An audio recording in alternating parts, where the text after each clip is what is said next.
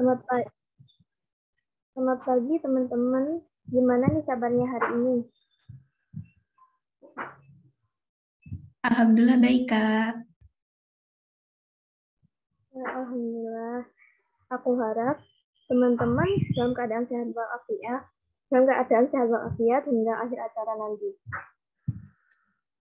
Nah, sebelum FGD-nya dimulai, kenalin, namaku Nafita Lansari, selaku moderator yang akan memandu jalannya kegiatan hari ini. Sebelum kita memulai acara pada pagi hari ini, marilah kita berdoa menurut kepercayaan dan keyakinan masing-masing. Berdoa dimulai.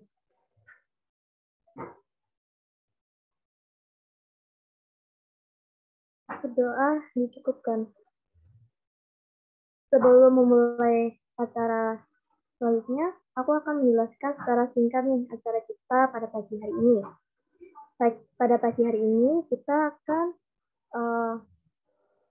berdiskusi tentang berita yang akhir-akhir ini hangat di dunia sepak bola Indonesia, yaitu batalnya Indonesia sebagai tuan rumah Piala Dunia 2023 yang menuai pro kontra baik di kalangan timnas, pemerintah maupun masyarakat umum sendiri. Nah, maka dari itu diharapkan dalam diskusi kali ini kita akan mendapatkan solusi yang nantinya dapat diterapkan agar saat terjadi kejadian serupa kita bisa mengatasinya. Sesi selanjutnya, saya akan membacakan syarat dan ketentuan FGD pada hari ini.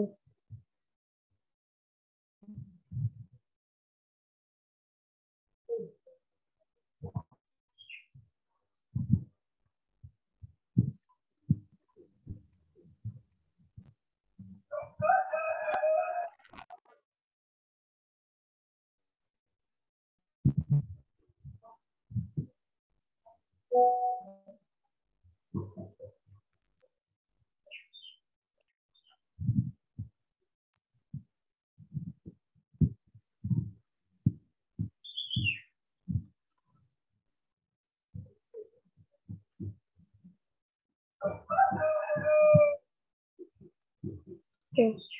Syarat dan ketentuan FGD pada pagi hari ini adalah yang pertama, wajib untuk seluruh anggota UKM penalaran dan kreativitas. Yang kedua, peserta wajib on cam. Yang kedua, peserta wajib join di Zoom meeting 15 menit sebelum sesi FGD dimulai. Yang ketiga, peserta wajib hadir tepat waktu dan menyalakan kamera atau on cam selama sesi berlangsung. Yang keempat, peserta diharapkan aktif dalam berpendapat. FGD ini bersifat tidak ada yang benar dan tidak ada yang salah.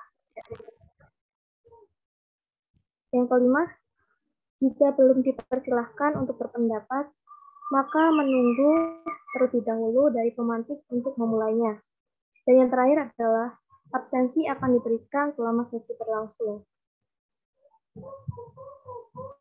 Selanjutnya saya akan membacakan rundown FGD kelompok FGD pada pagi hari ini. Yang pertama, pembukaan, lalu dilanjutkan dengan doa. Dilanjutkan dengan pembacaan syarat dan ketentuan, lalu dilanjutkan dengan pembacaan rundown. Lalu menyanyikan lagu Indonesia Raya. Selanjutnya, sambutan Ketua Umum UKM Penalaran dan Kreativitas 2023. Selanjutnya, pembukaan FGD oleh pemantik dan pemaparan materi. Selanjutnya, sesi diskusi FGD dilanjutkan dengan pembacaan notulensi dan kesimpulan. Dilanjutkan dengan penutupan FGD dan share absensi. Lalu, sesi dokumentasi dan yang terakhir adalah penutupan. Selanjutnya, marilah kita menyanyikan lagu Indonesia Raya. Diharapkan teman-teman untuk on cam dan mematikan mikrofon. Dan juga teman-teman bisa tetap duduk sempurna ya.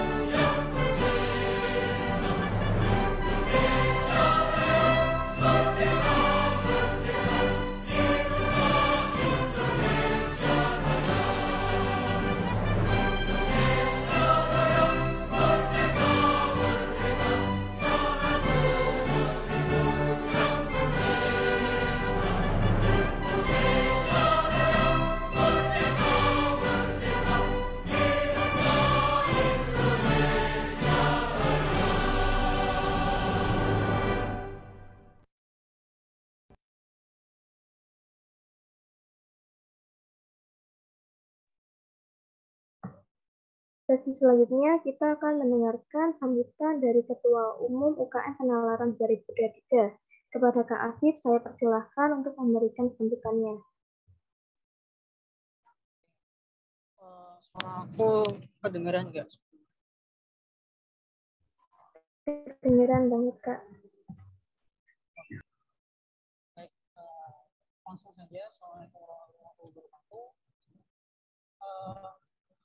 Terima kasih kepada teman-teman panitia, khususnya dari bidang masyarakat yang telah melaksanakan acara salah satu agenda dari program kerja UKM Penalaran Integritas pada periode ini. Sebelumnya, mengingat program kerja ini kan namanya kan FGD ya, Forum Group Discussion. Yang mana ini program kerja yang sangat bagus untuk kita laksanakan, terutama kita sebagai mahasiswa tentunya.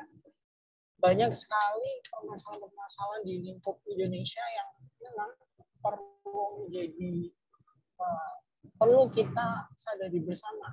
Ternyata ada beberapa hal yang perlu kita cari poin-poin perlu kita. Nah, oleh karenanya program kerja FGD ini cocok untuk kita sebagai mahasiswa yang katanya ya juga sebagai agent of change, agen perubahan. Tentunya kita harus memiliki sebuah pemikiran yang kritis. Oleh karenanya dengan adanya program ini diharapkan nantinya teman-teman ataupun kita semua ya di sini dapat aktif dalam kegiatan ini, yang mana mengasah juga pola pikir dari kita. Kita kan juga nanti juga akan menjadi tonggak estafet dari kepemimpinan Indonesia yang masa mendatang seperti itu. Jadi harapannya nantinya teman-teman bisa aktif, bisa mendapatkan banyak sekali pembelajaran lewat sini. Masalah-masalah yang diangkat juga di sini juga terbilang cukup bagus.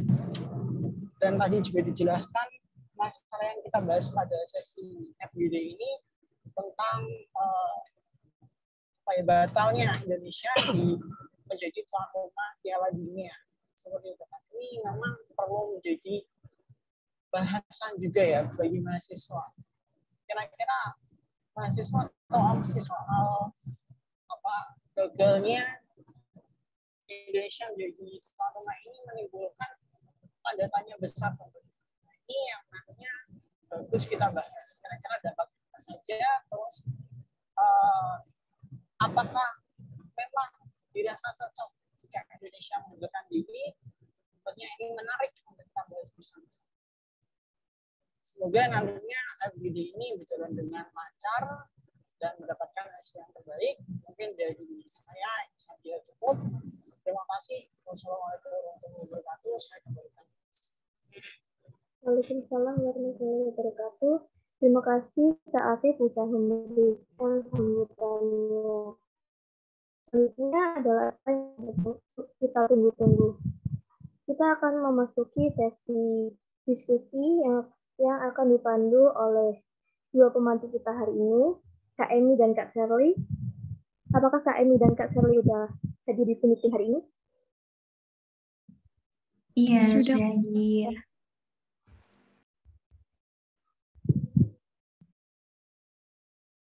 Halo Kak Emi, gimana nih kabarnya hari ini? Alhamdulillah baik. Sudah sarapan belum? Terlewatkan ini. Sama dong Kak.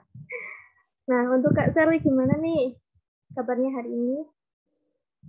Alhamdulillah baik juga nih. Kita sendiri gimana kabarnya? Wah, aku kabarnya baik banget Kak. Gimana Kak, udah sarapan belum? Belum juga nih sama kayak Kak Emi. Wah, tapi harus tetap semangat dong dalam mandu acara hari ini. Iya, harus Kak. Nah, kalau Kak Emi dan Kak Shirley, gimana nih? Udah siap belum mandu acara kegiatan kita pada pagi hari ini? Udah siap, Alhamdulillah. Sudah sangat siap. Nah, karena Kak Emi dan Kak Sherly udah siap dan semangat banget untuk memandu diskusi kali ini, saya serahkan ke Kak Emi dan Kak Sherly untuk memandu diskusi pada pagi hari ini. Kepada Kak Emi dan Kak Sherly, saya persilahkan. Baik, terima kasih. Assalamualaikum warahmatullahi wabarakatuh. Selamat pagi teman-teman semuanya. Perkenalkan, aku Emi. Aku di sini sebagai pematik utama dalam memandu jalannya diskusi kita pada pagi hari ini. Untuk operator, oke. Sesuai dengan tema kita pada hari ini, yaitu gagalnya Indonesia sebagai tuan rumah di Piala Dunia U20 2023, aku akan menjelaskan kembali apa sih Piala Dunia itu. Piala Dunia adalah turnamen sepak bola paling bergengsi di dunia, serta acara olahraga tunggal yang paling banyak ditonton dan diikuti di dunia. 17 negara telah menjadi tuan rumah Piala Dunia, termasuk negara Qatar, yang menjadi tuan rumah edisi 2022. Kini pada Piala Dunia U20, FIFA menunjuk Indonesia sebagai tuan rumah Piala Dunia U20 sejak tahun 2019 yang lalu. Next.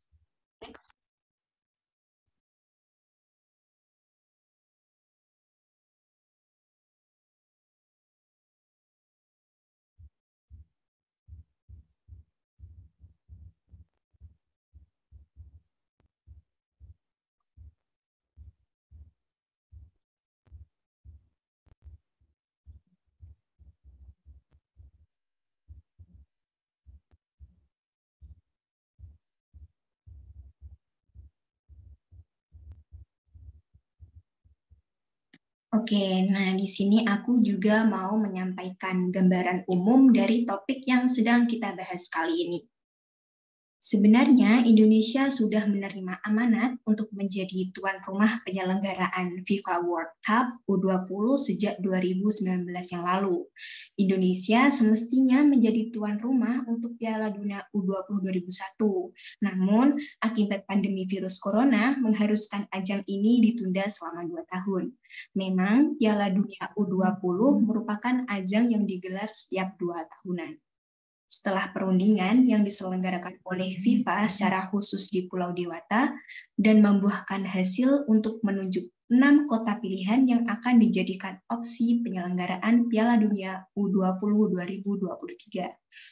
Sebanyak 24 tim akhirnya memastikan tiket untuk berlaga di Indonesia. Salah satunya adalah Israel. Keikutsertaan timnas Israel inilah mulai bermunculan gelombang protes untuk menolak Israel berlaga di Indonesia. Kenapa? Alasannya karena Israel ditolak dikarenakan agresi yang telah dilakukan Israel kepada Palestina yang sudah berlangsung bertahun-tahun sampai saat ini. Yang mana Indonesia sendiri menjadi salah satu negara yang mendukung kemerdekaan Palestina. Sehingga penolakan kedatangan Israel terus-menerus membesar. Pada akhirnya, konferensi pers di GBK Arena Senayan mengumumkan terkait pembatalan tuan rumah Piala Dunia U20 2023 yang diumumkan oleh Ketua PSSI, dan FIFA mengambil langkah antisipasi dengan membatalkan penyelenggaraan drawing di Bali. Pro dan kontranya yang terlihat di berbagai kalangan adalah pihak-pihak yang setuju akan batalnya Piala Dunia U20 ini adalah sejumlah pejabat dan tokoh publik yang ramai-ramai menyuarakan penolakannya atas keikutsertaan timnas Israel dalam Piala Dunia U20 di Indonesia. Serangkaian penolakan ini berkaitan dengan komitmen Indonesia dalam mendukung kemerdekaan Palestina yang dijajah oleh Israel. Di balik berbagai pihak yang setuju dengan pembatalan Indonesia sebagai tuan rumah, banyak juga pihak-pihak yang menyayangkan akan keputusan ini, mengingat rangkaian persiapan yang sudah dilakukan pemerintah dan panitia penyelenggara selama bertahun-tahun. Sehingga pembatalan ini mengakibatkan kerugian kepada banyak pihak, terlebih dari segi finansial. Bahkan, Indonesia akan terancam dijatuhi sanksi. Nah, Terkait dengan kasus ini, memang ada beberapa pro dan kontra di berbagai kalangan. Pada diskusi kali ini, kami akan membebaskan teman-teman untuk berpendapat. Tidak ada batasan ataukah teman-teman mau berada di pihak kontra maupun di pihak pro. Semua opini dan pendapat yang diterima tidak memandang benar atau salah. Baik, kalau begitu setelah saya menjelaskan gambaran umumnya, kita langsung saja masuk ke kasus yang pertama.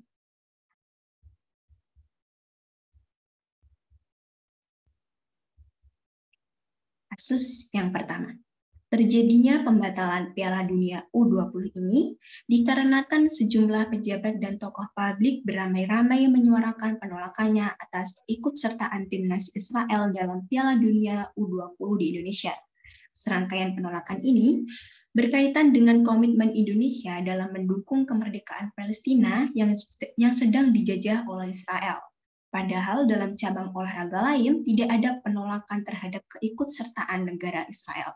Pertanyaannya, bagaimanakah menurut teman-teman mengenai penolakan tuan rumah Piala Dunia U20 oleh Indonesia atas dasar komitmen dalam mendukung kemerdekaan Palestina?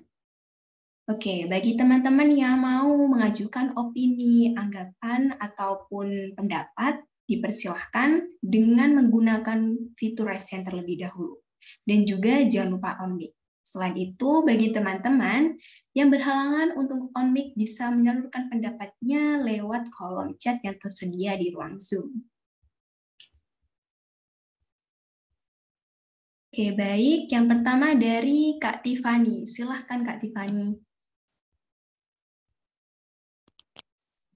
Ya, izin masuk. Apakah suara saya terdengar? Sudah terdengar. Ya, untuk pertanyaan pertama ini, menurut saya, kita memiliki beberapa pandangan di sini. Mengapa demikian? Hal ini juga bersangkutan pada komitmen yang telah dibuat Indonesia agar bisa tetap mendukung Palestina, namun di satu sisi sangatlah tidak adil bagi Israel juga. Mengapa demikian? Yang pandangan pertama nih, mengenai komitmen.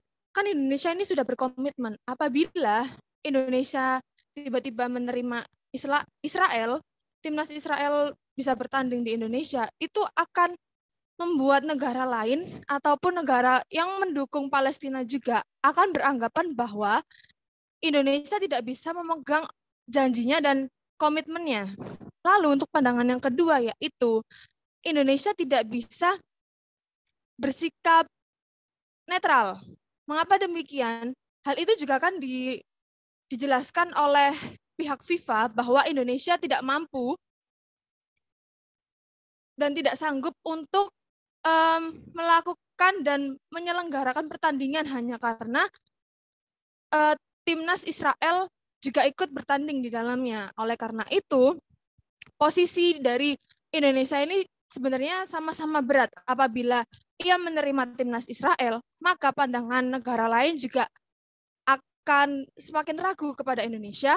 Namun di satu sisi juga pihak FIFA akan merasa bahwa Indonesia itu tidak mampu untuk bersikap netral. Itu merupakan pendapat saya. Sekian, terima kasih. Saya kembalikan kepada moderator.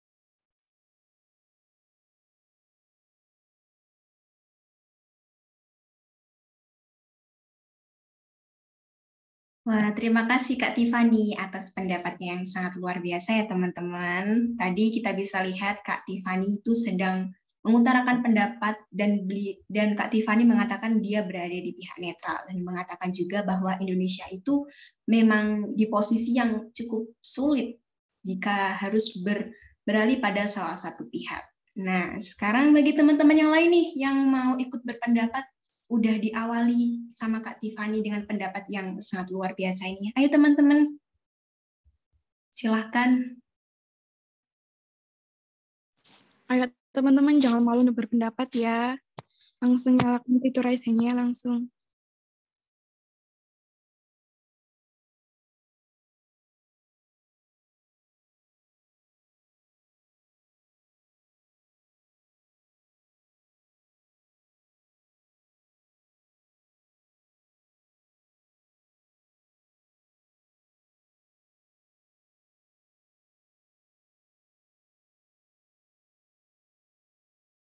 Bagi teman-teman yang berhalangan on mic nih, teman-teman bisa kok nyalurin opini, pendapat, ataupun tanggapan kalian lewat kolom chat. Gak usah sungkan-sungkan teman-teman, gak usah malu. Kita di sini sama-sama belajar untuk berani public speaking, juga berani dalam critical thinking.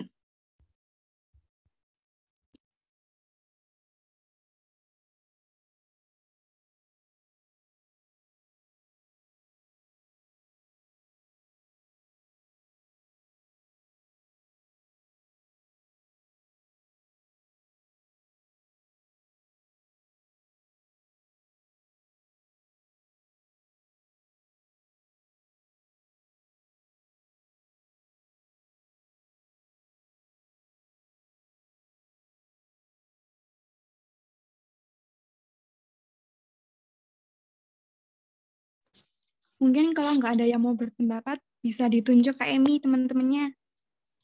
Biar mau berpendapat nih semuanya.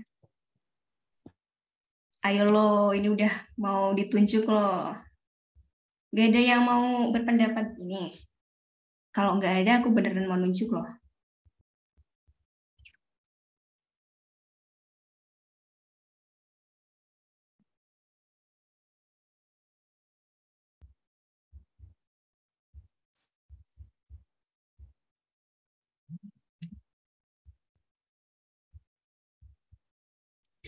Oke, kalau gitu aku tunjuk. Karena ini masih pembukaan, aku ambil dari yang bidang kastrat dulu deh. Siapa ya? Kak Amalia Sufi Prasasti, ada nggak? Kak Amalia. Ada, tapi nggak bisa on mic ya. Nggak bisa on mic, nggak bisa on cam. Iya, nggak apa-apa.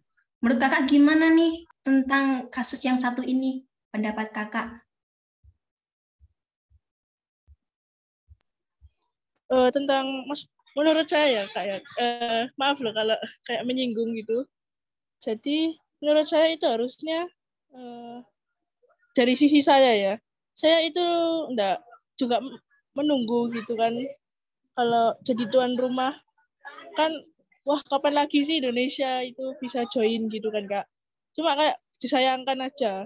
Maksud saya itu kayak kita pihak sepak bola kan juga nggak ada masalah sama Israel. Jadi saya itu pengennya ya main bola ya main bola aja, nggak ada hubungannya sama yang begituan. Nah saya itu pengennya gitu sih Kak. Tapi kan ya itu udah keputusan dari sananya ya. Mau bagaimana lagi kan?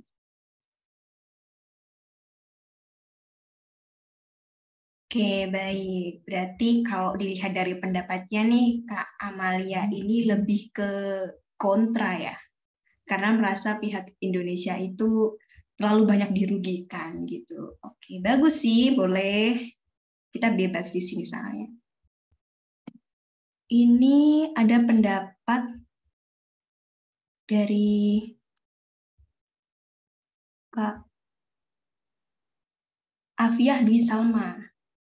Oke, dari Kastrat, izin berpendapat Kak, menurut saya Israel juga berhak untuk ikut Piala Dunia U20 karena mereka sudah lolos seleksi penyisihan.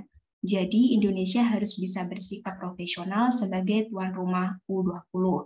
Tapi Indonesia sendiri juga berada di posisi yang sulit.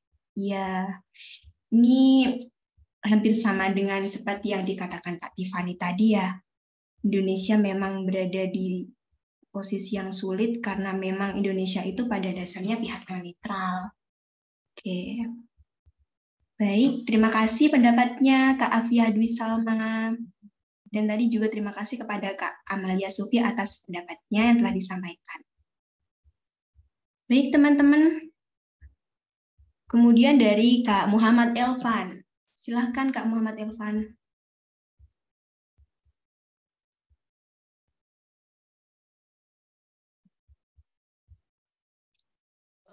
Baik, saya izin masuk. Perkenalkan, nama saya Muhammad Evan Ahmad Diatil dari bidang Litbang UKM Penalaran.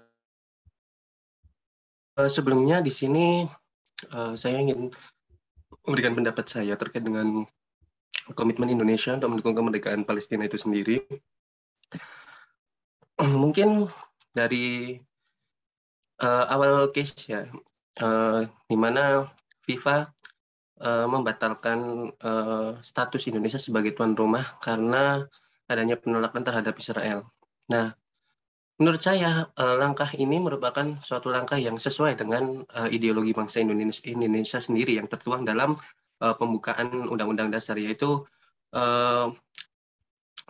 menolak segala penjajahan gitu di atas dunia kan. Nah, tentu hal ini sesuai karena begini, hal ini menjadi suatu seperti konsekuensi akibat adanya suatu tindakan tidak berperi kemanusiaan yang dilakukan oleh Israel. Berkaca terkait dengan adanya konflik Rusia dan Ukraina, di mana di sini Rusia diibaratkan sebagai seorang pelaku terkait dengan kegiatan atau suatu tindakan yang tidak berperi kemanusiaan. Nah, di sini Rusia yang seharusnya menjadi salah satu anggota yang ikut serta dalam kualifikasi Piala Dunia yang sudah dilakukan kemarin yang ada di Qatar, itu dibanned oleh FIFA. Hal ini dikarenakan yaitu tadi masalah penyerangan yang dilakukan oleh Rusia terhadap Ukraina.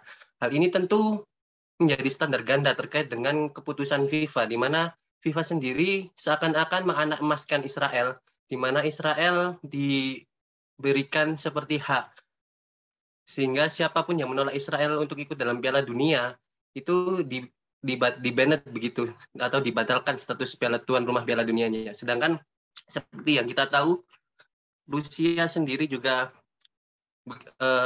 Rusia jika disamaratakan dengan Israel itu harusnya juga Rusia tidak di-banned, karena Rusia juga sama seperti Israel posisinya. Jadi mungkin ada satu hal lain di mana yaitu yang paling utama, yaitu standar ganda yang dilakukan oleh FIFA terkait dengan masalah ini, masalah kemanusiaan menurut FIFA itu sendiri. Jadi mungkin ini bukan murni kesalahan satu pihak dalam penolakan Israel, namun juga ada campur tangan terkait dengan masalah dari FIFA itu sendiri. Mungkin seperti itu.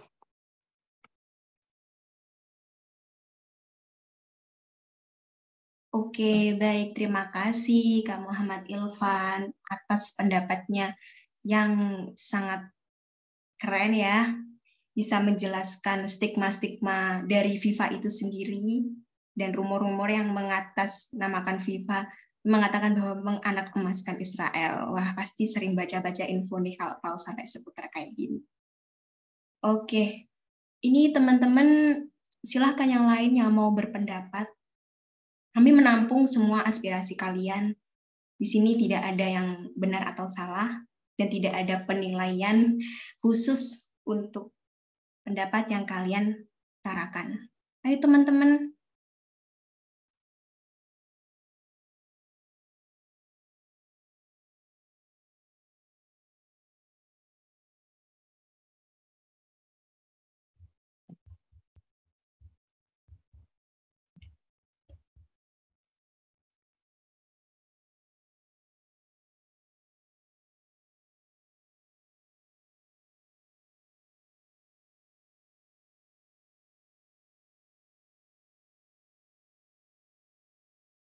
Oke, kalau nggak ada, kita lanjut aja ke kasus yang kedua. Kalau gitu, operator tolong di next.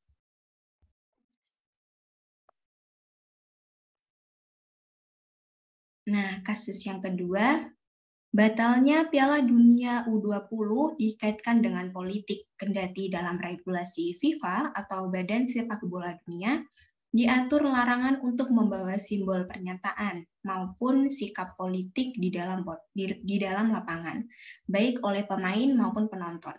Nasib sepak bola Indonesia juga saat ini menjadi yang paling dirugikan. Padahal pemain U20 yang dapat dikategorikan pemain-pemain muda masih memiliki masa depan dan mimpi yang panjang untuk mengharumkan nama baik Indonesia. Pertanyaannya, Bagaimana menurut teman-teman mengenai pemerintah dan politik yang terlalu ikut campur dalam pelaksanaan Piala Dunia U20 di Indonesia dan merugikan masa depan U20 Timnas Indonesia? Nah, ini udah masuk kasus kedua nih teman-teman kita. Bagi teman-teman nih yang tadi di kasus 1 belum berpendapat, bisa kok kalian mengutarakan pendapat kalian di kasus yang kedua ini. Jangan lupa menggunakan fitur raise hand-nya ya teman-teman.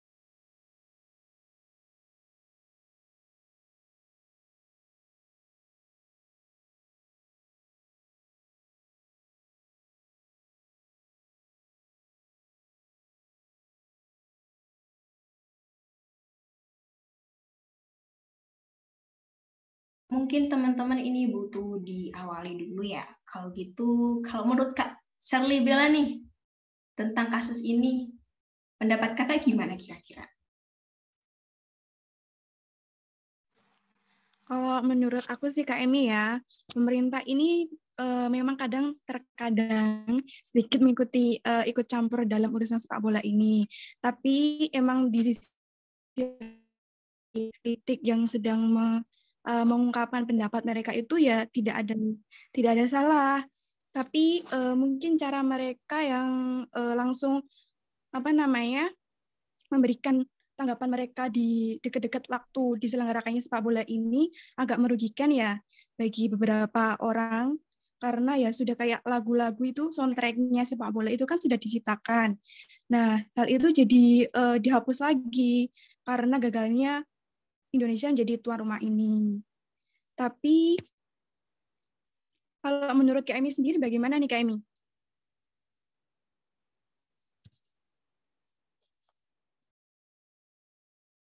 Oke, kalau menurut aku sendiri, aku lebih ke, jujur ya, aku lebih ke kontra juga ya.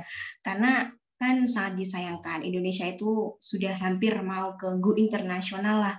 Dan karena adanya kasus seperti ini kan secara tidak langsung berarti kredibilitas Indonesia di mata dunia juga bakal susah didapatnya karena sudah mencoreng nama baik juga. Karena ya gara-gara penolakan Israel ini dengan alasan politik, dan juga seperti kemarin kasus Kanjuruhan yang sampai viral di berbagai pelosok dunia.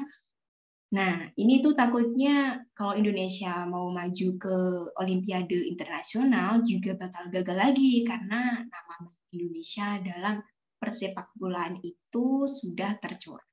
Gitu. Nah, ini dari aku dan teman-teman dan Kak Shirley udah mengutarakan pendapat nih, kita udah kasih pembukaan. Kira-kira dari teman-teman ada yang mau mengutarakan ataupun mau menyanggah gitu? Oke, baik. Dari Kak Tiffany, silahkan. Baik, izin masuk. Apakah suara saya terdengar, Emi? Sudah terdengar, Kak Tiffany. Ya. Menurut pendapat saya dan pandangan saya, pemerintah ini itu sebenarnya kan juga memegang kekuasaan tertinggi ya di negara kita. Dan pemerintah juga memiliki pandangan dan opini-opininya mereka tersendiri dengan berbagai pertimbangan. Namun seperti yang kita tahu, Indonesia ini, mohon maaf sebelumnya, Indonesia kan mayoritasnya itu negara Islam dan Indonesia juga telah menyatakan bahwa ia pro kepada Palestina, seperti itu. Dan dikarenakan hal itulah, maka Indonesia menolak Israel gitu kan. Nah, pada saat Indonesia itu menjadi tuan rumah, kita kan sebenarnya tidak tahu apakah timnas Israel itu ikut serta atau tidak. Hal itu kan sesuai yang telah tadi disampaikan, bahwa ini FIFA itu juga sepertinya sedikit ada timpang tindih kekuasaan ya. Yang Rusia tadi seperti yang dibilang sebelumnya, itu langsung di backlist gitu. Nah, sedangkan Israel yang telah melakukan berbagai hal yang istilahnya kurang manusiawi kepada Palestina, itu tidak. Dan oleh karena itu, menurut saya, keputusan Indonesia ini juga sebenarnya salah sih. Mengapa demikian? Benar yang Emi bilang dan Shirley tadi bilang bahwa masa depan dari persepak bolaan Indonesia ini akan menjadi sedikit rumit dan sulit untuk bisa mencapai di dunia persepak bolaan yang lebih luas kayak gitu. Dan menjadi tuan rumah ini kan menjadi salah satu ajang yang sangat benar-benar menggengsikan sebenarnya. Dan Indonesia juga sebenarnya telah mempersiapkan, namun hanya karena Israel turut serta dan Indonesia akhirnya membatalkan semua pembangunan dan perencanaan yang telah ia siapkan bertahun-tahun sebelumnya. Seperti itu. Terima kasih. Terima kasih juga Kak Tiffany atas pendapatnya yang sangat luar biasa ya, dan juga menegaskan pendapat-pendapat sebelumnya. Wah, keren banget nih, udah mulai sedikit memanas di sini karena udah pada nyambung ya. Nah, buat teman-teman nih yang mau menyanggah mungkin atau menambahkan opini pendapat dari Kak Tiffany, dipersilahkan ayo teman-teman.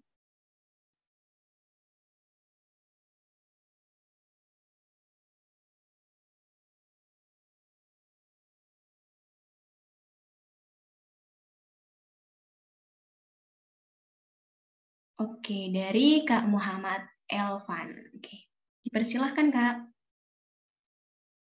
Baik, izin masuk lagi. Sebelumnya saya ingin menambahkan terkait dengan pendapat terkait dengan lolosnya Israel.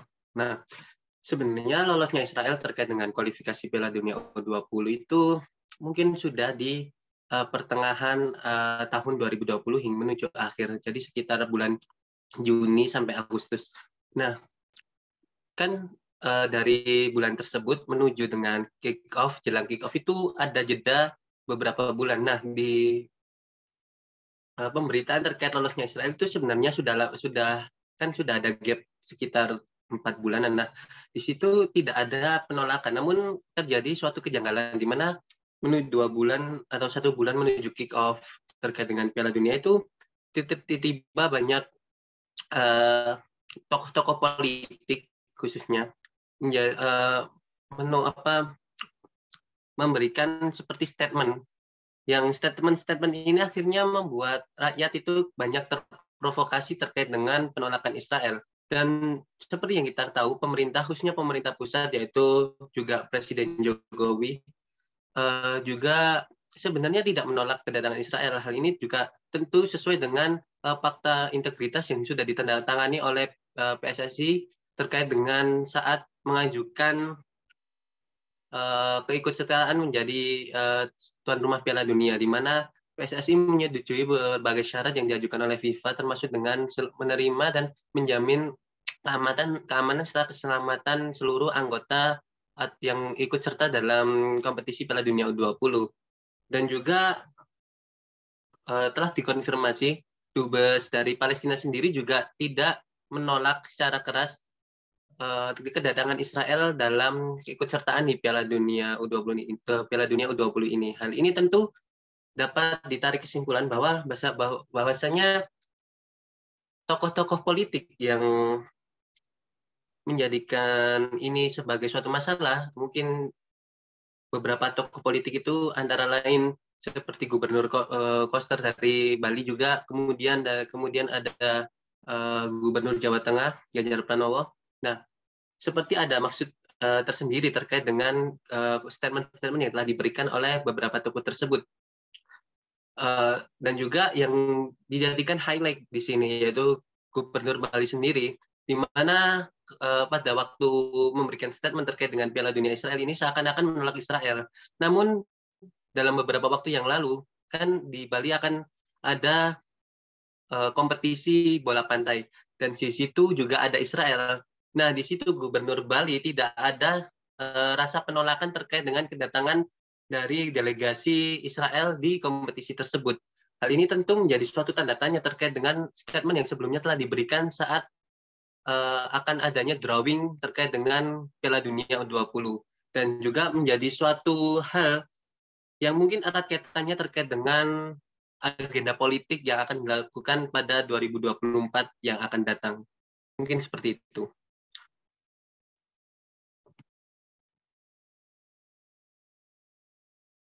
Baik, terima kasih Kak Elvan atas lagi-lagi nih penegasan dengan berbagai info yang didapatkan oleh Kak Elvan. Kalau kita lihat, bisa jadi gagalnya Indonesia dalam menjadi tuan rumah ini mungkin ada plot twist lain ya, selain karena penolakan Israel. Karena penolakan Israel ini memang cenderung terkesan tiba-tiba dan tidak dilakukan jauh-jauh sebelumnya. Apakah ada hal-hal lain nih yang memang disembunyikan oleh para pihak-pihak politik yang katanya menyuarakan menolak kehadiran Israel ini? Baik, para teman-teman lain nih yang mau berpendapat, silahkan.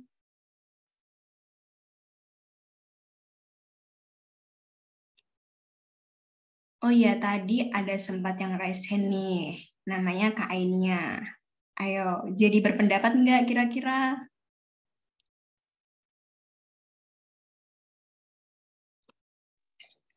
Iya, Kak. Sebenarnya pendapatnya tadi sudah diwakili tuh sama Mas Elvan. Tapi nggak apa-apa, ini aku mau izin menambahi, boleh? Iya, silahkan. Jadi memang kan sekarang, sebelumnya, maaf ya, nggak bisa off cam, karena kalau misal off cam, nanti itu live sendiri nih. Soalnya sinyalnya lagi kurang bagus di sini. Ya, bebas Kak ini. Nah, memang kalau melihat kasus-kasus yang sekarang, banyak juga statement-statement yang bilang kalau politik sama olahraga itu tidak bisa dianggap sama, tidak bisa disamain. Tapi berdasarkan fakta-fakta yang sudah ada, ternyata politik dan juga olahraga itu saling berhubungan secara tidak langsung. Karena seperti yang pernah terjadi, itu ada salah satu pemain dari, saya lupa negaranya dari mana, ada pemain sepak bola yang ternyata visi misinya di situ itu setelah ditelusuri,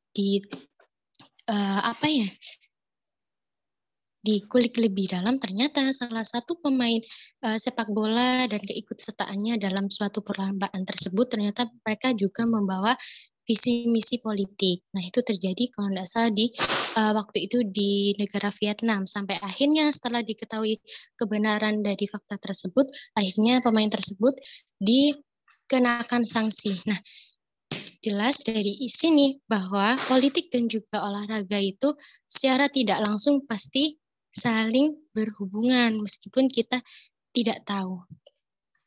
Nah, kenapa dari pertanyaan ini, bagaimana menurut Anda mengenai pemerintah dan politik yang terlalu ikut campur dalam pelaksanaan Piala Dunia U20 dan di Indonesia dan merugikan masa depan U20 Timnas Indonesia? Dari sisi pemain, saya melihat memang ini saya juga merasa kecewa dan juga dirugikan karena kasihan juga mereka juga sudah latihan berbulan-bulan, bahkan sudah ini dari pihak Indonesia timnas sendiri pun sudah menyewa pelatih yang handal, yang sudah kita ketahui, yang kalau tidak salah dari Korea Selatan. Nah, itu sangat luar biasa ya pelatihnya, dan itu setahu juga timnas juga mengeluarkan biaya yang cukup banyak dan cukup besar untuk bisa mengundang pelatih ini untuk melatih U20 ini. Jadi sangat dirugikan sekali memang kalau dari sisi pemain-pemainnya, karena mereka juga sudah seperti di PHP ya, karena sudah latihan berbulan-bulan dan persiapan yang saya rasa nggak hanya berbulan-bulan saja, bahkan bertahun-tahun juga dari proses seleksi dan lain sebagainya. Terus tapi di sisi politik juga, kalau misal Indonesia terus melakukan atau mengizinkan Israel untuk bermain di Indonesia, tentunya pasti ada dampak-dampak ya, dampak negatif dan positifnya. Mungkin positifnya nanti U20 akan tetap bermain di Piala Dunia dan kita juga masih menjadi tuan rumah. Tapi dampak negatifnya tentu juga akan ada karena seperti yang kita ketahui bahwa Indonesia sebagai negara yang mendukung kemerdekaan Palestina. Di sini kalau misal Israel diterima dalam Piala Dunia ini, tentu ada organisasi-organisasi atau beberapa oknum dan orang-orang yang Indonesia yang menerima penolakan Israel, justru ini akan menimbulkan menurunnya tingkat keamanan dalam Indonesia. Seperti mungkin nanti akan terjadinya demonstrasi dan lain sebagainya, sehingga juga hal tersebut akan menghambat kelancaran perjalanannya Piala Dunia di Indonesia, seperti itu. Dan tentunya makanya para politisi dan pejabat-pejabat mungkin dari penolakan ini salah satu mungkin ya, menurut saya salah satu yang difikirkan adalah tingkat keamanan tersebut. Karena seperti yang kita ketahui kemarin, setelah Indonesia menolak pun kedatangan Israel ke Indonesia dan mengikuti Piala Dunia di Indonesia, beberapa minggu setelah penolakan itu terjadi penyerangan dari pihak Israel ke warga Palestina. Seperti yang kita ketahui dalam berita, penyerangannya dilakukan di masjid yang ada di Palestina, bahkan dilakukan penembakan secara bertubi-tubi dan penyanderaan. Begitu menurut saya. Terima kasih untuk waktunya. Saya kembalikan ke moderator. Baik, terima kasih atas pendapatnya Kak Ainia. Luar biasa sekali ya pada kasus 2 ini. Ada 3 tadi teman-teman yang menyuarakan pendapatnya, yang mana menurut aku pendapatnya ini dari pro ada, netral ada, kontra juga ada. Dan mereka itu sama-sama kritis gitu. Nah, ini salah satu bukti bahwa kegunaan FGD juga untuk melatih critical thinking kita. Baik, karena kasus 2 udah selesai, kayaknya kita harus lanjut deh ke kasus yang kedua. Oke. Untuk operator, bisa di next.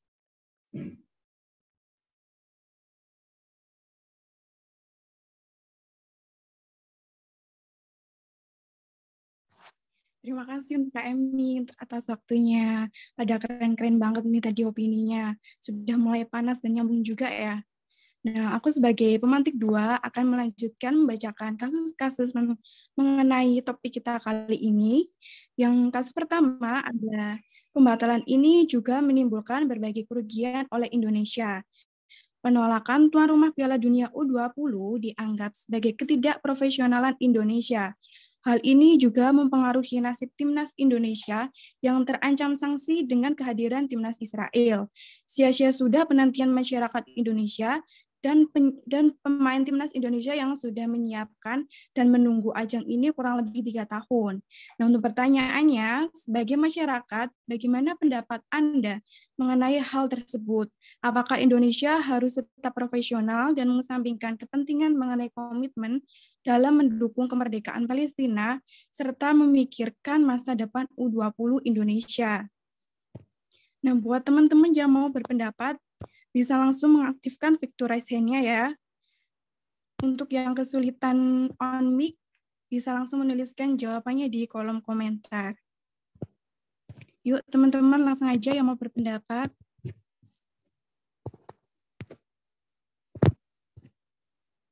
Oke, Kak Tiffany bisa langsung mengaktifkan on mic-nya ya. Baik, izin masuk. Menurut pendapat saya mengenai kasus yang ketiga ini, apakah sebenarnya itu hal tersebut sedikit sangat sulit ya?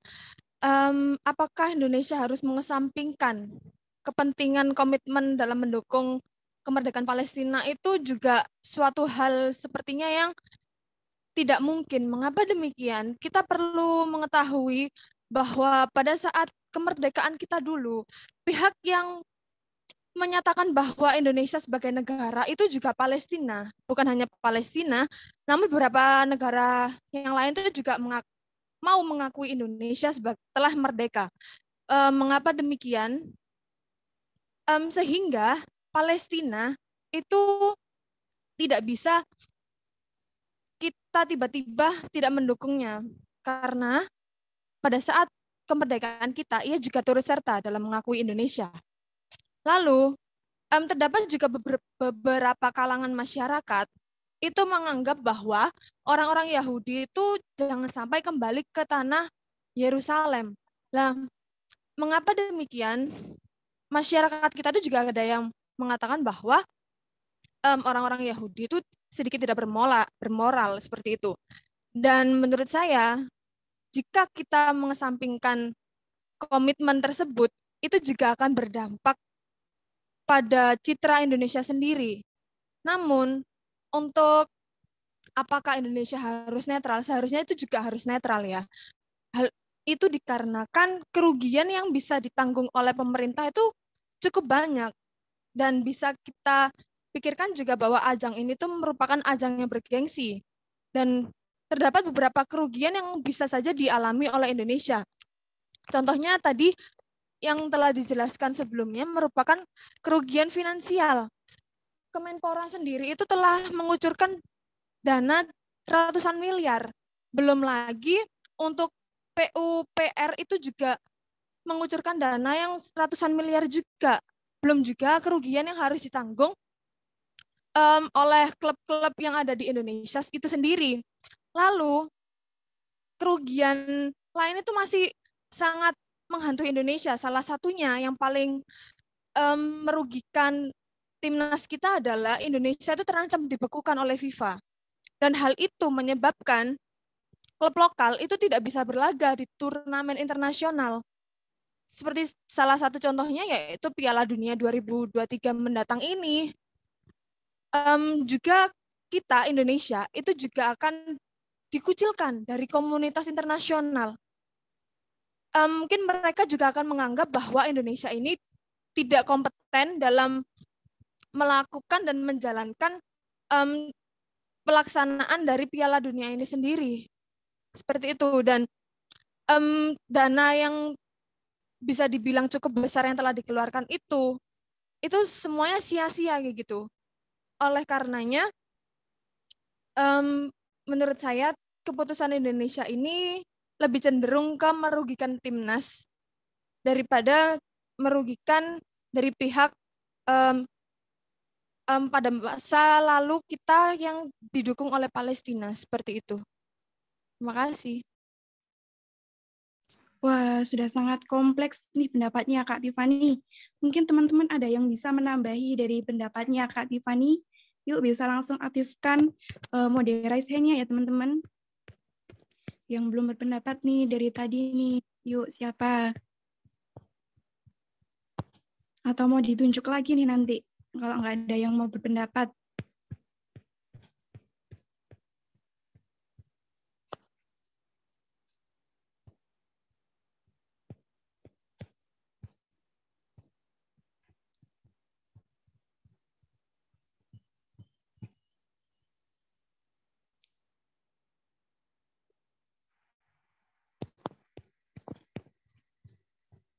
Apa mau ditunjuk aja nih Kak Emi nih? Gimana kira-kira? Boleh ditunjuk biar teman-teman lain juga bisa aktif nih. Selain dari bidang kastrat juga. Tadi kan kebanyakan dari Bintek, Litbang juga udah. Oke, sekarang aku mau nunjuk dari teman-teman yang belum berpendapat ya. Untuk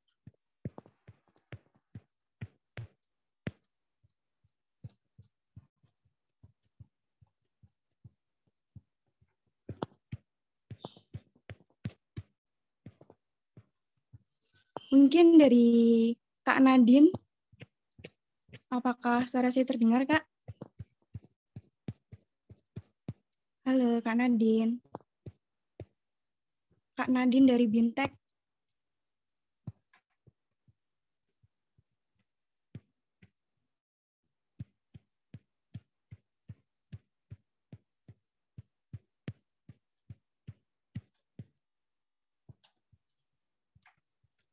Oke, mungkin Kak Nadinya sedang ada kendala jaringan. Jadi aku tunjuk yang lain aja ya. Mungkin dari Kak Atalia. Halo Kak Atalia.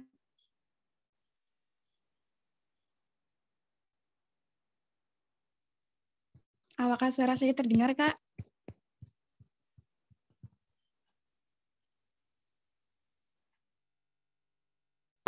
Waduh, kok pada diem nih, teman-teman?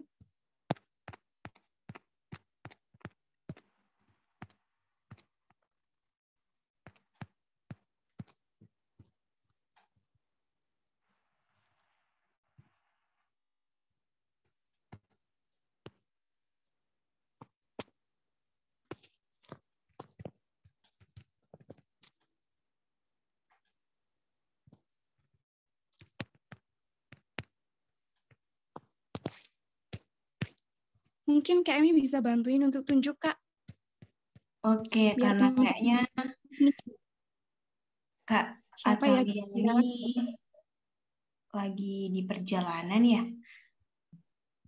Oh, begitu. Boleh yang lain Kak Emi siapa ya? Bentar, kita tunjuk dari sesama anggota kelompok. Sama anggota kelompok. Iya, gimana sih? Oh, dari kelompok kita nih, Kak. Bukan, dari kelompok 4. Ini ada Kak Salma Afro. Halo Kak Salma Afro. Halo Kak Salma.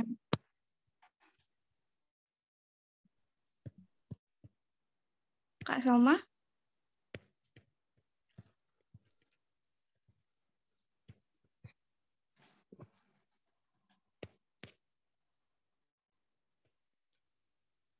Kayaknya lagi ada masalah juga nih Kak Emi.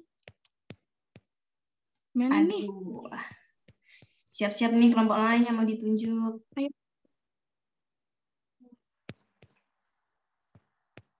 Dari kelompok 2 aja deh. Kak Marsyanda Jasmine. Oke. Ya, boleh-boleh nih. Kak Marsyanda Jasmine. Ya, halo. Bisa mengutarakan pendapatnya mengenai kasus kali ini menurut ya? Iya, oke, sebentar ya. Suara saya terdengar? Iya, terdengar. Jadi menurut saya pribadi, kita tarik mundur dulu ya. Jadi sejumlah persiapan panjang yang telah dilakukan Indonesia ini kan sudah dari lama, dari 2019, untuk menyambut adanya Piala Dunia ini. Nah, kita juga udah keluar modal yang cukup banyak untuk menyiapkan Piala Dunia. Menyiapkan stadion, menyiapkan sarana.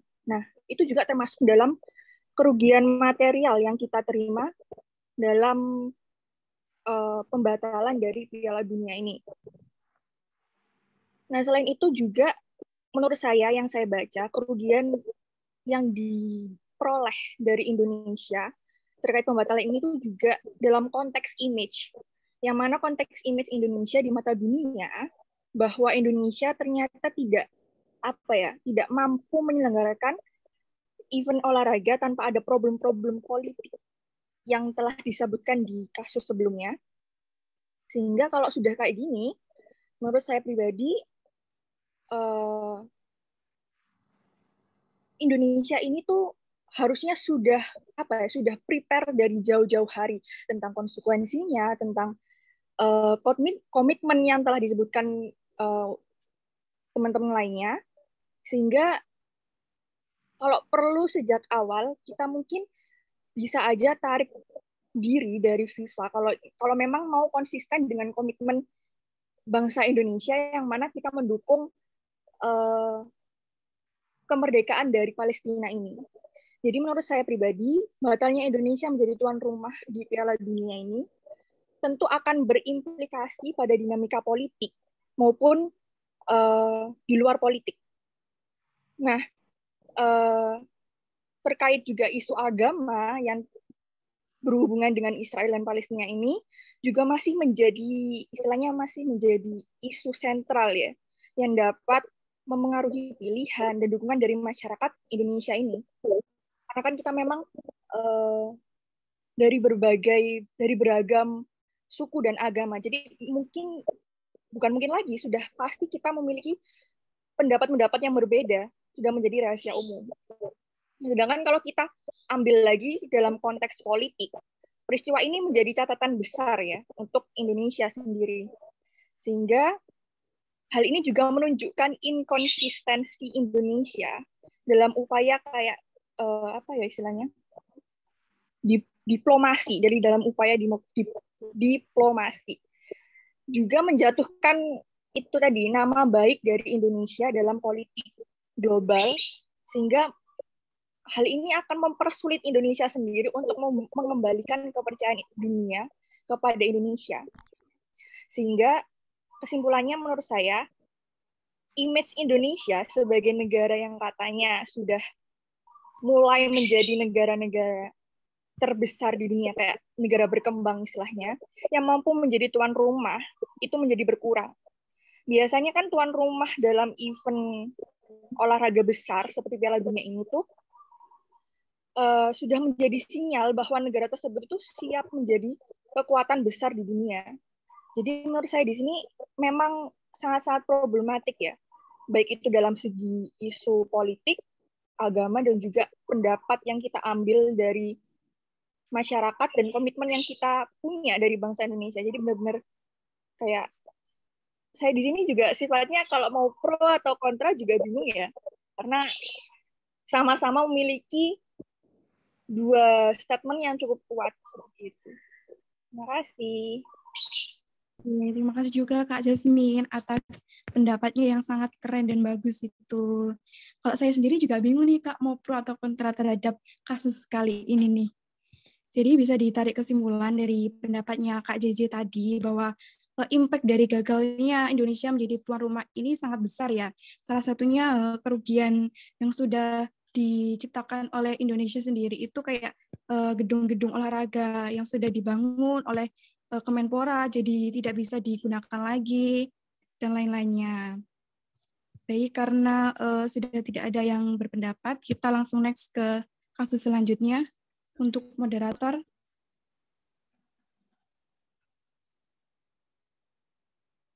Oke, kasus yang keempat ada segala persiapan dalam pelaksanaan Piala Dunia U20 di Indonesia telah banyak dilakukan. Salah satunya mengenai kontribusi dari penyanyi-penyanyi Indonesia yang ikut dalam pengisian soundtrack lagu Piala Dunia U20 2023. Lagu-lagu yang telah dipublikasikan di akun sosial media FIFA sebagai penyambutan Piala Dunia 2023 ini secara tiba-tiba saja dihapus. Nah, bagaimana menurut pendapat kalian mengenai peranan pemerintah dalam menyikapi kerugian yang didapat oleh berbagai pihak yang ikut serta dalam penyuksesan acara Piala Dunia U20 yang dibatalkan? Nah, kalian bisa berpendapat, yang mau berpendapat langsung mengaktifkan fitur raise hand-nya ya. Pendapat kalian mengenai peranan pemerintah itu gimana sih? Apa saat ini pemerintah sudah memberikan peranannya dalam mengatasi masalah ini, apa belum? Oke, Kak Tiffany lagi nih. Silakan, Kak. Baik, izin masuk.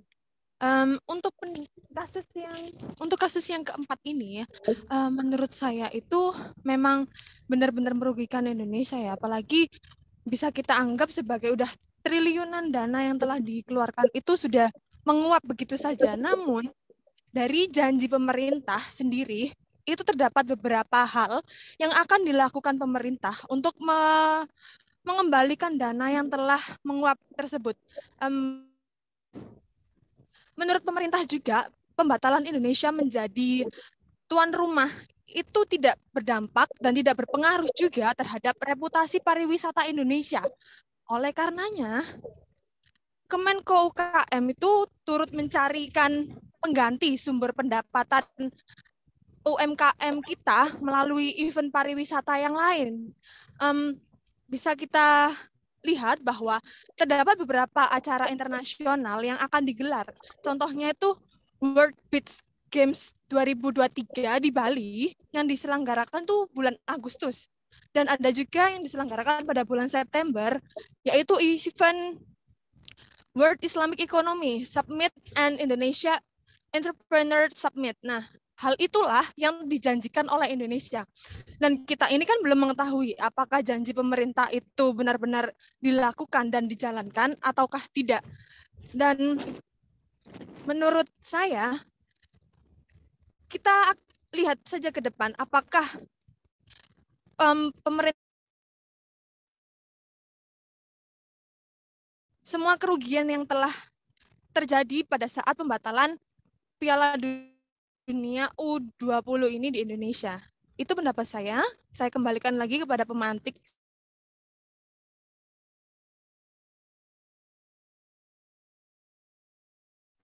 Baik Kak Tiffany atas pendapatnya, terima kasih banyak. Mungkin jadi pendapat dari Kak Tiffany ini bisa disimpulkan bahwa pemerintah bisa mengganti rugi atas gagalnya Indonesia menjadi Piala Dunia ini dengan event-event olahraga yang lain. Oke, bagus Kak. Oh, ini ada yang raise hand lagi nih dari Kak Evan. Kak Elvan, bisa langsung on mic ya Kak? Baik, izin masuk. Sebelumnya mungkin saya terkait dengan peran pemerintah dalam menyikapi kerugian ini. Mungkin yang pertama, mungkin beberapa teman sebelumnya sudah menyampaikan terkait kerugian khususnya pada timnas juga. Mungkin untuk masalah sanksi sendiri kan pemerintah khususnya PSSI juga sudah melakukan konsolidasi terkait dengan itu bersama FIFA dengan melakukan pertemuan dengan ketua FIFA itu sendiri, dan hal ini mungkin menjadi salah satu keuntungan juga dari Indonesia, di mana Indonesia hanya dibekukan untuk bantuan dana dari FIFA, jadi tidak dibekukan secara langsung, di mana timnas tidak bisa mengikuti kegiatan-kegiatan olahraga, khususnya timnas sepak bola mengikuti kegiatan atau kompetisi resmi FIFA, sehingga untuk timnas depannya mungkin masih bisa mengikuti kegiatan-kegiatan perlombaan. Kemudian untuk terkait dengan kerugian yang sudah dikucurkan, dana yang sudah dikucurkan, mungkin menurut Menteri Pariwisata Sandiaga Uno, dana yang dikucurkan mungkin minimal, maksudnya paling sedikit itu sekitar 3,7 triliun, dan ini merupakan dana yang tidak sedikit, karena juga berasal dari pendapatan negara juga kan. Nah, namun di satu sisi kan dana-dana ini juga digunakan untuk pembangunan infrastruktur, termasuk juga stadion, kemudian fasilitas-fasilitas penunjang keolahragaan juga. Nah, ini juga menjadi suatu hal yang mungkin bisa di-highlight juga, yaitu menjadi investasi jangka panjang nantinya, sehingga Indonesia semisal ingin melakukan kegiatan atau jadi host, khususnya kegiatan-kegiatan regional, perlombaan region, suatu kawasan seperti SEA Games ataupun AFF itu memiliki fasilitas yang lebih baik begitu ke depannya. Jadi tidak hanya menjadi suatu hal yang merugikan, namun juga hal ini bisa menjadi suatu investasi jangka panjang terkait dengan pemeliharaan dan persiapan terkait dengan fasilitas-fasilitas olahraga yang ada di Indonesia. Kemudian selain daripada itu, mungkin juga setelahnya mungkin pemerintah juga telah, seperti yang sudah dijelaskan, ya, sudah memberikan mungkin langkah baru yang efektif untuk menunjang kerugian-kerugian yang lain, entah itu dari sektor pariwisata yang dikembangkan atau bagaimana. Jadinya mungkin kerugian-kerugian lain bisa ditutup dari sektor-sektor pendapatan lain selain daripada yang mungkin sudah direncanakan terkait dengan Piala Dunia U20 tahun 2022. Mungkin seperti itu. Oke, baik Kak Elvan atas pendapatnya. Jadi menurut Kak Elvan ini tidak ada yang diurikan saat ini karena fasilitas-fasilitas yang sudah dibangun mungkin saja bisa digunakan untuk masa yang akan mendatang atau investasi ya namanya ya. Begitu. Bagus Kak Elvan. Terima kasih atas pendapatnya. Oke teman-teman, karena waktunya yang sudah mepet, kita akhiri saja FGD kali ini. Terima kasih buat teman-teman yang sudah berpendapat. Keren-keren banget pendapatnya. Untuk acara selanjutnya, mungkin aku serahkan lagi ke moderator untuk melanjutkan acaranya. Terima kasih.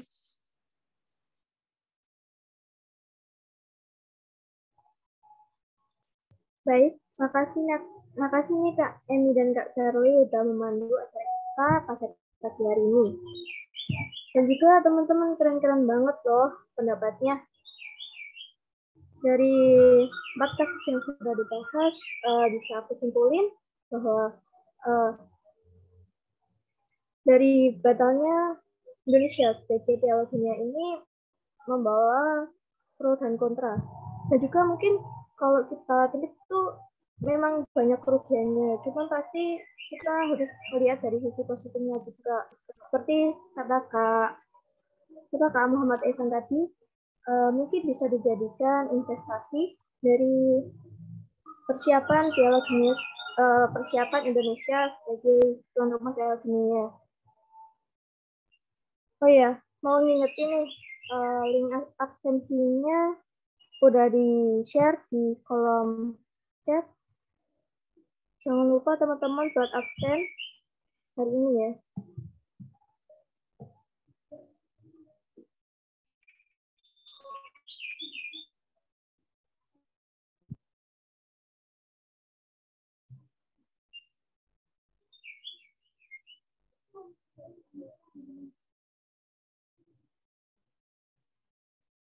Oh ya, menurut Kak Emi dan Kak Sherly sendiri nih, dari 4 kasus tadi itu, mana sih yang menurut Kak Emi dan Kak Sherly itu paling wah gitu?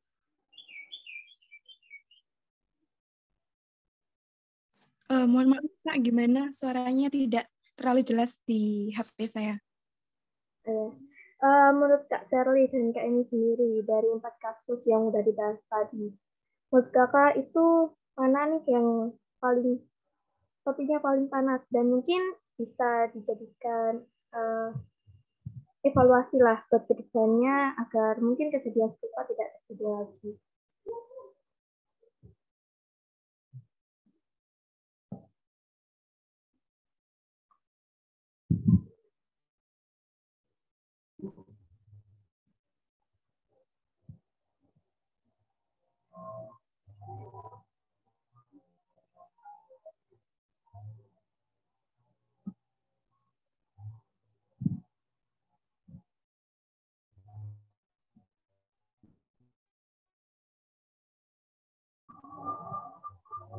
Menurut aku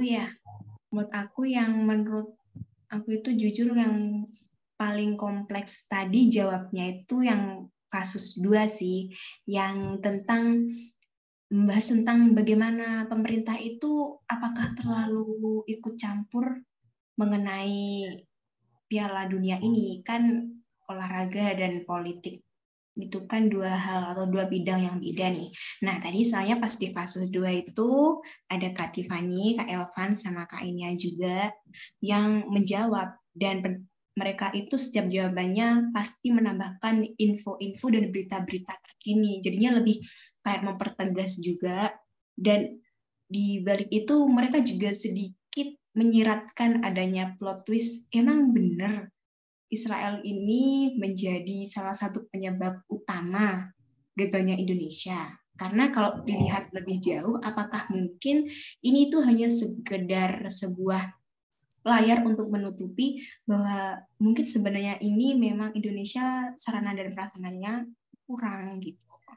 Menurut aku kasus 2 sih. Kalau untuk Kak Sherly sendiri gimana? Kalau dari aku sih sama juga ya, mau berpendapat tadi kalau di kasus 2 itu memang panas banget pendapat dari teman-teman, dari Kak Tiffan, itu kayak keren-keren banget gitu. Tidak hanya memberikan omongan kosong, tapi mereka memberikan data-data yang memang itu sudah ada gitu. Tapi di kasus-kasus lainnya juga keren-keren kok. Tapi di kasus 2 ini memang beda gitu. Mereka pada memberikan pendapat-pendapatnya lebih dalam lagi di kasus ini. Begitu Kak Novita.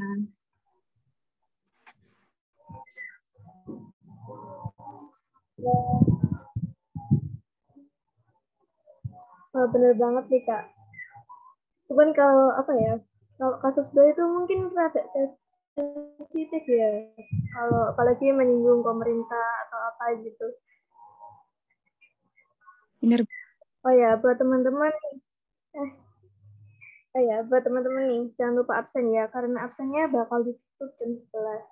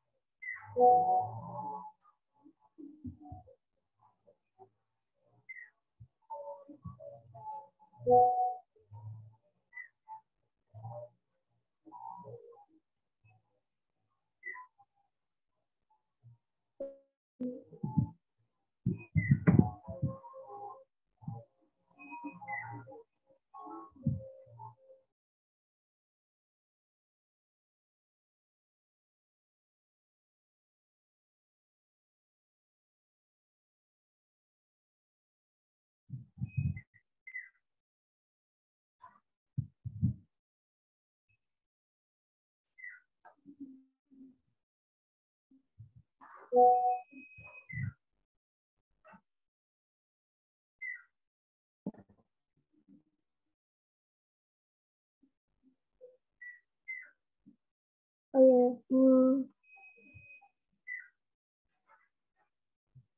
nah selanjutnya kita buat teman-teman jangan keluar dulu ya. Di sini kita akan melakukan sesi foto. Teman-teman bisa mempersiapkan gaya terbaiknya buat foto kali ini.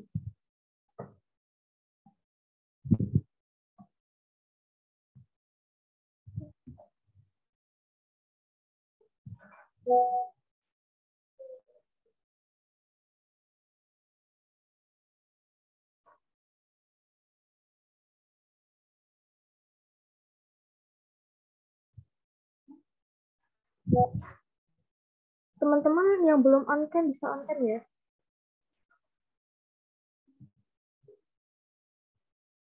Tunggu.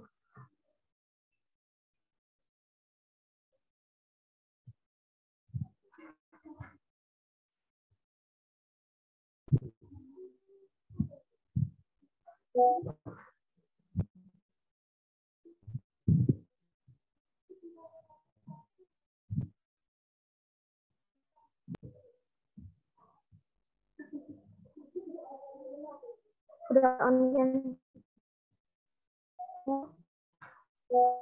Yang belum.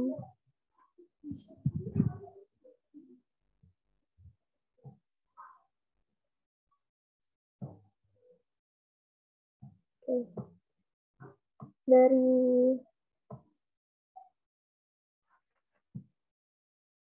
pertama dulu ya. Aku aba-aba. Kak Atta udah siap belum?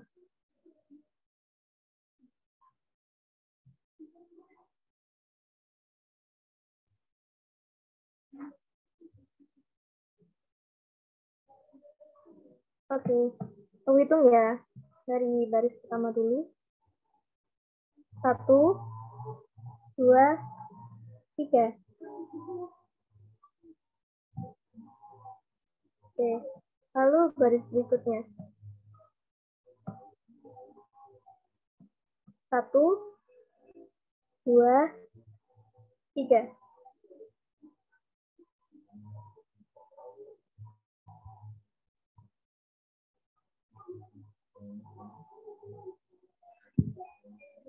Lalu nih.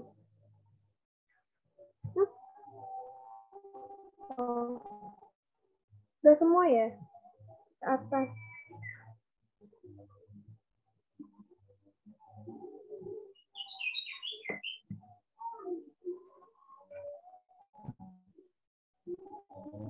Oke, Oke, karena sesi foto udah, sama aku mau ngingetin lagi nih yang belum absen mungkin bisa segera absen ya.